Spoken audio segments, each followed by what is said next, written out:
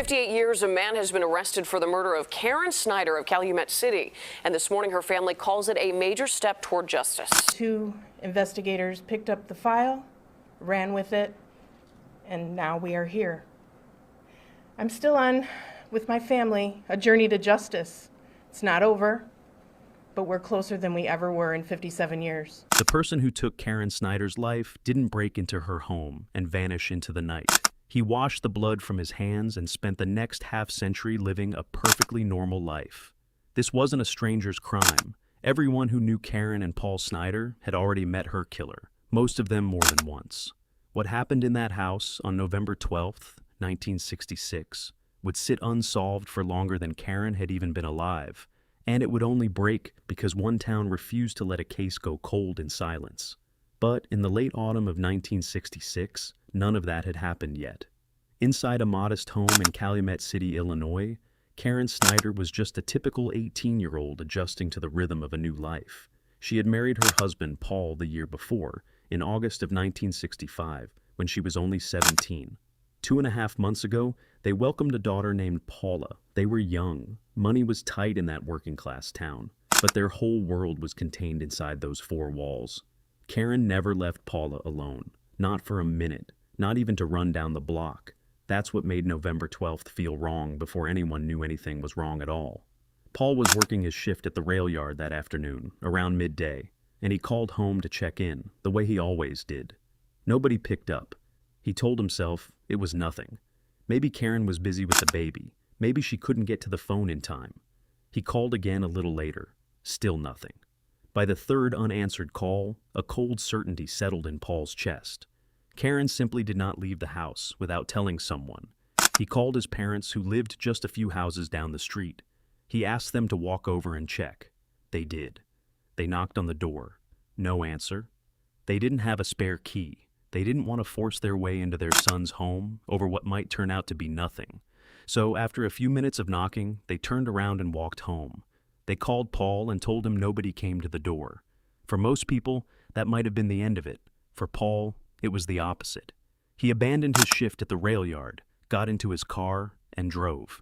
The whole way across town, he tried to manufacture normal explanations. A heavy sleep, a broken phone line, anything that wasn't the feeling already building in his stomach. When Paul pulled up to the house, 2 things hit him before he even got out of the car. The porch light was off. Karen always left that light on for him. Every single night he worked late, without fail. It was such a small thing, the kind of habit you don't notice until it's missing. It was missing now, and the blinds. Karen kept them open in the evening, always. Tonight, every one of them was pulled shut tight, like someone didn't want anyone looking in, or looking out. Paul stood in his own driveway, staring at his own house, and felt something he couldn't yet put a name to. He walked to the front door. It was unlocked. He pushed it open and stepped inside. The television was on. Its light was the only light in the room, flickering across the walls.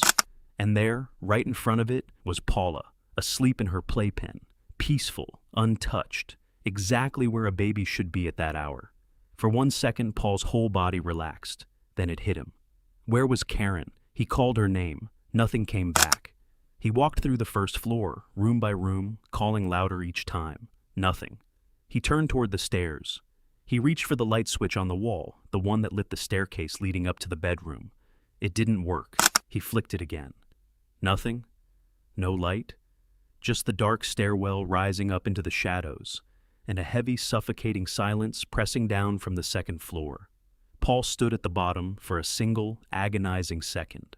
Then he started to climb, 1 step at a time, moving blindly toward the master bedroom. He reached the top, walked down the narrow hallway, and found the door. His hand closed around the handle.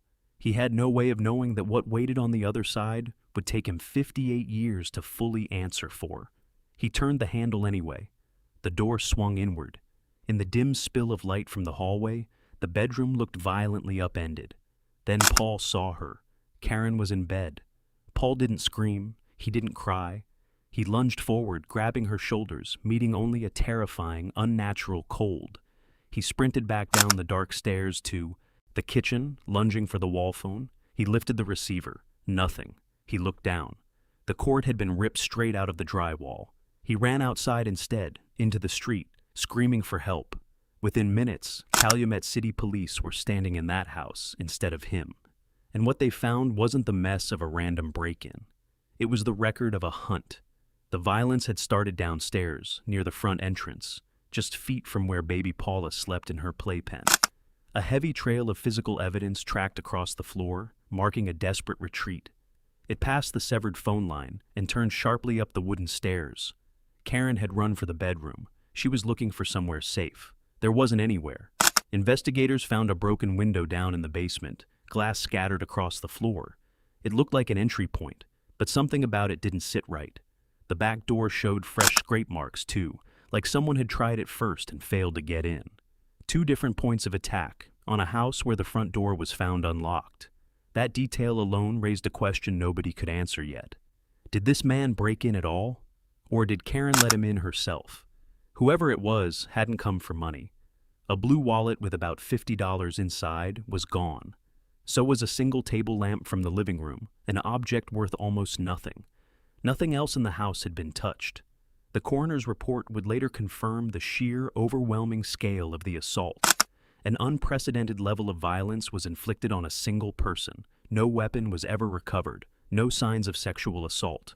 It was a targeted assault aimed at one person, for reasons nobody in that house could explain. The medical examiner placed the time of death between 4 and 6 o'clock that evening.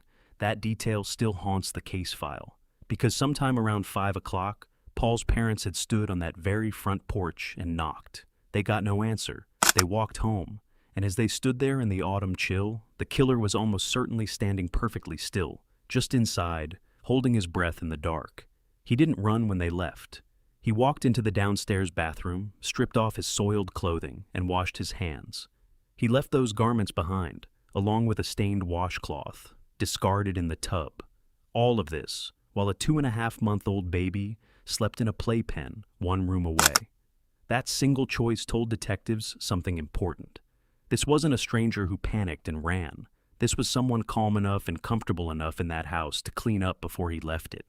Then one more detail came back from the lab, and it reframed everything they thought they understood. There wasn't just one blood type at that crime scene. There were 2. One belonged to Karen, the other did not. Somewhere during that struggle, whoever did this had bled.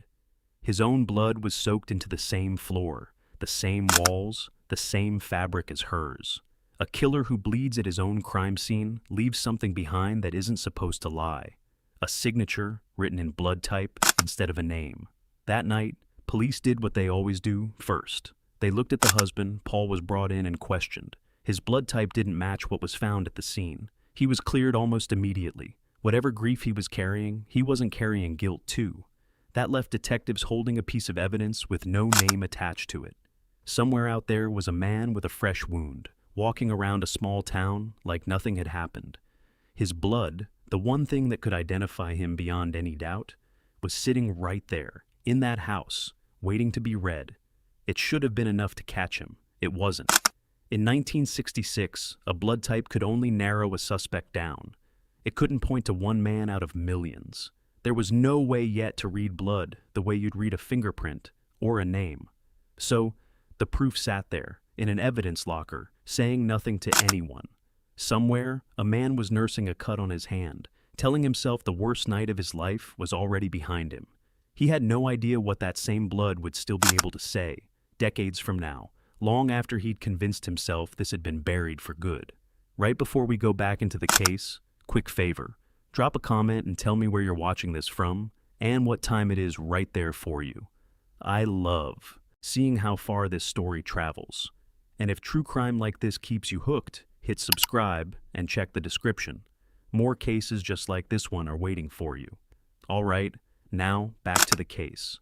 6 days after the murder, Karen was buried. Her family gathered at the graveside. Her friends came too, and standing among them, helping carry her coffin, was a man everyone there trusted. Detectives were watching that crowd. They always do.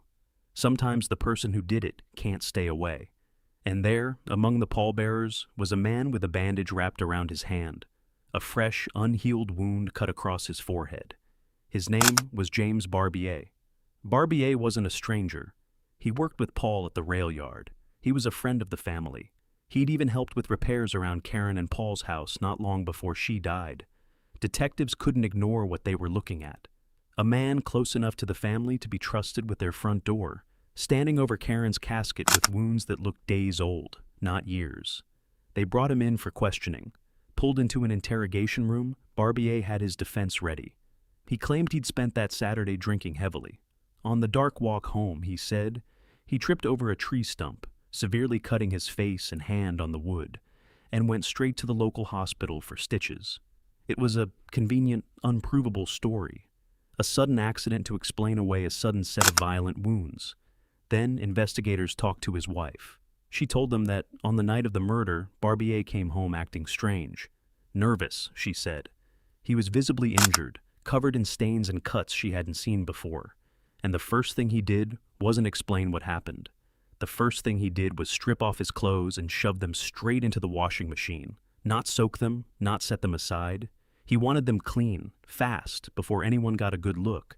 That single detail changed the entire shape of the case. Investigators sent his blood in for testing. It matched. The unidentified sample from Karen's bedroom, the one that didn't belong to her, was the same type as James Barbier's. Based on the timeline, the injuries, and the matching blood type, detectives made their move. James Barbier was arrested and charged with the murder of Karen Snyder. And then, the legal machinery ground to a halt. In 1966, a blood type was circumstantial evidence, not a genetic fingerprint. It could place Barbier in the same category as the killer. It couldn't isolate him from every other man who shared that same blood. Without a weapon, without usable fingerprints, without a single eyewitness, prosecutors were standing on quicksand. Investigators were certain. The law needed more than certain. James Barbier walked out of the police station a free man. He went home. He kept working. He kept living his life in a town where everyone had heard the rumors, where the family who buried Karen still saw him around, still had to look at him. Barbier eventually packed his bags and left Illinois entirely, resettling roughly 300 miles away near St. Louis, Missouri. He built a quiet, ordinary, unremarkable life. The kind of life a man gets to live when the law cannot prove what he did. He would spend nearly 6 decades in that quiet freedom. Behind him, the case went quiet too. Detectives followed a few more leads. None of them went anywhere. Eventually, the file was boxed up and moved into storage, sitting alongside a stack of evidence nobody had the tools to use yet. Karen's clothes, a bed sheet, years of testimony from a case that had run out of road. But back in Calumet City, the ghosts of November 12th weren't going quietly into that storage locker with everything else. The trauma was being carried, directly and personally, by 2 people who would never let this case go cold in silence. A father, fueled by a lifetime of unprovable certainty, and a baby girl, too young that night to understand any of it, who was about to grow up. A 5-year-old girl stood on a school playground, listening to 2 classmates whisper about her mother. She didn't understand the words, not really, but she understood the way they looked at her when they said them. Careful, curious, a little bit afraid. That was Paula's first brush with the truth. Not from her father, not from anyone who loved her. From 2 kids on a playground who'd overheard something at their own dinner table. She went home, that day with questions nobody in her house wanted to answer. Paula had grown up knowing something had happened to her mother. That much was never hidden from her. But the details, the real ones, stayed locked behind careful sentences and quick subject changes. She learned to read the silences, the way her father's face changed when someone mentioned Karen's name, the way conversations in the kitchen would stop the second she walked in. A child notices those things, even when she can't explain them. By the time Paula turned 11, she'd heard enough fragments from enough places that her father made a decision. He wasn't going to let her hear the rest of it from a stranger. So he sat her down, and for the first time, he told her the truth himself. Not all of it, but enough. Enough for an 11-year-old to finally understand why her house had always felt like it was holding its breath. What Paul didn't tell her that day was what the truth was doing to him. He'd carried something for years that nobody could take from him. Not proof, certainty. He believed, without question, that he already knew who killed his wife. He'd watched that man stand over her casket. He'd heard what the man's own wife told police. He knew, and he had absolutely no way to make anyone else act on it. Paula would later come to believe that knowledge was what killed her father. Not directly, not all at once, but slowly, the way a wound left, untreated, slowly poisons everything around it. He never got to say that man's name to a jury. He never got to watch him answer for it in a courtroom. In 1989, Paul died. He was 45 years old. He went to his grave holding a certainty that had never once been enough. Karen's own parents didn't make it that far. Her father died in 1973. Her mother followed in 1977. Neither one of them ever learned who took their daughter from them, or why. 3 people who loved Karen most had now died without an answer. Paula was the only one left standing at the center of it. She didn't let it go. She grew up, built her own life, and had her own family. But somewhere underneath all of it, she kept calling. Every so often, she'd pick up the phone and check in with the department that handled her mother's case, asking the same question she'd asked a dozen times before. Is there anything new? The answer was always the same. Nothing new. Case still open. Nobody is working on it. Decades passed that way. Not because anyone forgot Karen, because nobody had anything left to chase. Then, in December of 2022, a man named Kevin Seeley picked up the phone. He wasn't Karen's son. He wasn't a detective. He was 29 years old, and the only thing connecting him to any of this was a story his grandmother had told him, over and over, for as long as he could remember. He wasn't even sure why he made the call. He just knew the story had never left him, and he wondered out loud to a stranger on the other end of the line if maybe, after 56 years, technology could finally do what people couldn't. The detective who answered told him they'd take a look. Nobody expected much. Cases this old rarely have anything left to find. Evidence gets lost, boxes get thrown out. Departments change hands a dozen times over half a century, and paperwork from 1966 usually doesn't survive the move. But when detectives pulled the file, they found something that stopped them cold. Everything was still there. Karen's clothing, the bed sheet from that bedroom, the original case notes from 1966, every page of it, sitting untouched in a storage locker for 56 straight years. Nobody had ever cleared it out. Nobody had ever decided it wasn't worth keeping. It had simply been waiting. Waiting for a version of science that didn't exist yet when it was first collected. Waiting for a phone call from someone who had no personal stake in any of it, except a grandmother's voice retelling a story that refused to fade. The clothing was packed up and sent to a state forensic lab. The kind of lab that didn't exist in 1966. Running tests that didn't exist in 1966. Looking for something no one back then had the tools to see. For the first time in 58 years, science had a real chance to finish what a blood type alone never could. Everyone connected to this case, everyone still living who remembered Karen, had spent decades believing they already knew the name that belonged to that unidentified blood. Now that belief was finally about to be tested. Somewhere in a lab, a 56-year-old piece of fabric was about to speak. The only question left was simple, and it was the same question Paul Snyder had carried to his grave without ever hearing answered. Would it say the name everyone already believed? In March of 2023, a car pulled up outside a house near St. Louis, Missouri. Inside lived a 78-year-old man who had spent the last several decades believing this day would never come. Detectives got out. They had a warrant. James Barbier didn't run. He didn't fight it. He simply let them in and gave them what they came for. A sample of his own blood. The same thing he'd left behind in a bedroom in Calumet City 57 years earlier, whether he remembered it or not. The sample went to a lab, and this time, the science existed to actually read it. The results came back matching in both directions. His blood was on Karen, her blood was on him. 58 years after a piece of evidence sat waiting in a storage locker, it finally had a name attached to it. The one that everyone in Karen's family had already believed for nearly 6 decades. On April 29, 2024, detectives went back to that same house outside St. Louis. This time, they weren't there for a sample. James Barbier, now 79 years old, was placed under arrest and charged with first-degree murder in Cook County, Illinois. Paula got the phone call that day. She would later say it was one of the best calls of her entire life. She drove out to the cemetery where her parents were buried. She stood there, alone, and said the words out loud to no one but them. We got him. For a moment, After 58 years, it felt like the story might actually be over. It wasn't. Because the law had one more twist left, and it landed like a gut punch. Illinois has a law called the Pretrial Fairness Act. It requires courts to weigh a defendant's age and health when deciding whether to hold them before trial. Barbier was elderly. He had health problems. Prosecutors chose not to seek his detention.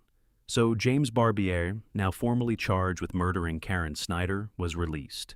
He went home to Missouri under strict conditions. He couldn't leave the state. He had to check in twice a month, but he went home. Karen's brother, Bill Neves, didn't hold back what he thought about that. 57 years, he said. This man was free. And now, even after everything, he still got to walk out and go home. It's hard to argue with that anger.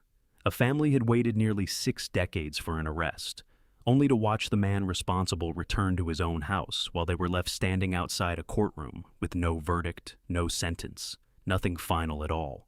This is where the story actually stands right now. James Barbier has been charged. He has not been tried. There is no conviction. There is no sentence. Whatever happens next is still ahead of this family, not behind them. That's not the kind of ending true crime stories usually give you.